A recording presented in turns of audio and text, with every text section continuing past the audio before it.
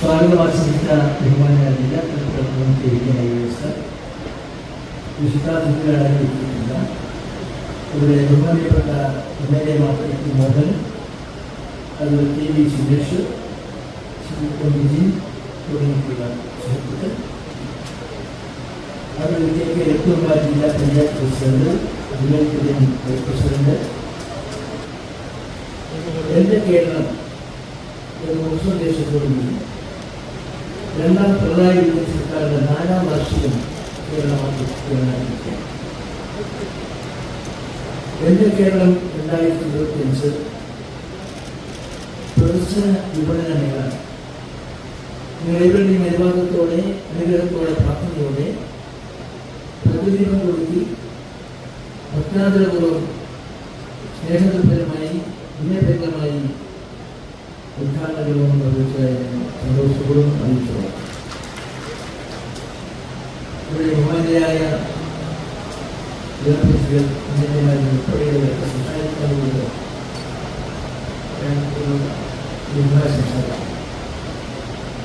ഈ പരിപാടികൾ ഇന്ന് ഈ വൈകുന്നേരം ഈ പരിപാടി ആരംഭിക്കുന്നതോടുകൂടി നാളെ പ്രഭാതത്തിൽ രാവിലെ 9 മണിക്ക് ബഹുമാനപ്പെട്ട മുഖ്യമന്ത്രി പങ്കെടുക്കുന്ന മുഖാമുഖ പരിപാടികൾ വിദേശങ്ങളിൽ നമ്മുടെ ജീവിതത്തിന്റെ വ്യത്യസ്തമായ ക്രമതലങ്ങൾ പരിധാനം ചെയ്യുന്ന ബഹുമാന്യരായ വ്യക്തിത്വം. ആ സംഗമത്തിൽ ജാതി മതം രാഷ്ട്രീയമൊന്നുമില്ല. അതല്ലാതെ കേരളത്തിന്റെ ശക്തിചൈതന്യമായ മുഖ്യമന്ത്രിയുമായി മുഖാമുഖം കണ്ട് തങ്ങളുടെ ആശയങ്ങളും അഭിപ്രായങ്ങളും രേഖപ്പെടുത്താനുള്ള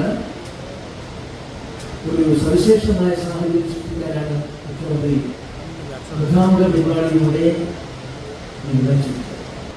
നാളെ ആ പരിപാടി കഴിഞ്ഞാൽ വൈകുന്നേരം ഉപജനങ്ങളായില്ല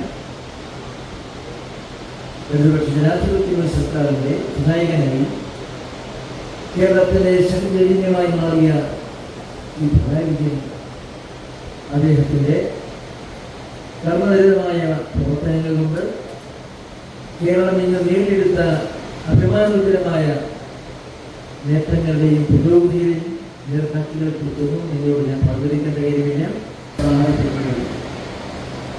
ഇത് ഇന്ത്യയുടെ ഭരണ രാഷ്ട്രീയ ചരിത്രത്തിലെ ഇതിഹാസ രേഖയാണ് കേരളത്തിലെ ഈ യോഗം. രണ്ടാം പിണറായി വിജയൻ സർക്കാരിന്റെ 4ാം വാർഷികം ജനപ്രതി ഉൾപ്പെടെയുള്ള നേതാക്കന്മാരെല്ലാം തന്നെ പങ്കെടുക്കും. കേരളം ശ്രദ്ധാഞ്ജലിമാണ്. കാരണം ലോകം ഗാന്ധിയിലേക്ക് മടങ്ങും. ലോക സമാധാനത്തിന് എത്തിക്കുന്ന ഐക്യം വലിയ ഒരു പ്രതിമ അനാച്ഛാദനം ചെയ്തത് മാസങ്ങൾക്ക് മുമ്പാണ്. ആ ദിനം എന്നായിരിക്കണം തീരുമാനിച്ചപ്പോൾ ഐക്യരാഷ്ട്ര സംഘടന ഏകകണ്ഠമായി തീരുമാനിച്ചതിന് ഗാന്ധിയുടെ ജന്മദിന ഗാന്ധിയുടെ ചരിത്രവിഷയമായ ഓർമ്മ പോയാൽ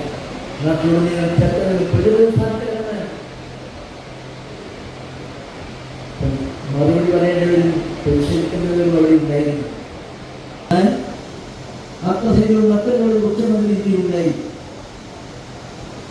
അവർ കേരളത്തിലെ മുഖ്യമന്ത്രി അദ്ദേഹം പറഞ്ഞു, ഈ 2 കാര്യങ്ങളും നിലനിർത്തിക്കൊണ്ട് ജനസംസ്ഥാനത്ത് വികസന പ്രവർത്തനങ്ങളുമായി മുന്നോട്ട് പോകുന്നത് പോലെ ആത്മധൈര്യം കാണിച്ച മുഖ്യമന്ത്രി ഇതാണ് കേരളത്തിലെ മുഖ്യമന്ത്രി. ഹിമാലയത്തിൽ ആത്മധൈര്യത്തോടുകൂടി നിലനിൽപ്പിച്ച അധിനായകനായ മുഖ്യമന്ത്രി. അതാണ് ഞാൻ പറഞ്ഞത്. ഇന്ന് എല്ലാ രംഗത്തും സ്ഥാനത്താണ് അടുത്താണ് കേന്ദ്രം പരസ്യം പ്രഖ്യാപിച്ചത്. ആരോഗ്യ മേഖലയിൽ 1ാം സ്ഥാനം കേരളം, വിമാനത്തിൽ മുൻപന്തിയിൽ കേരളം.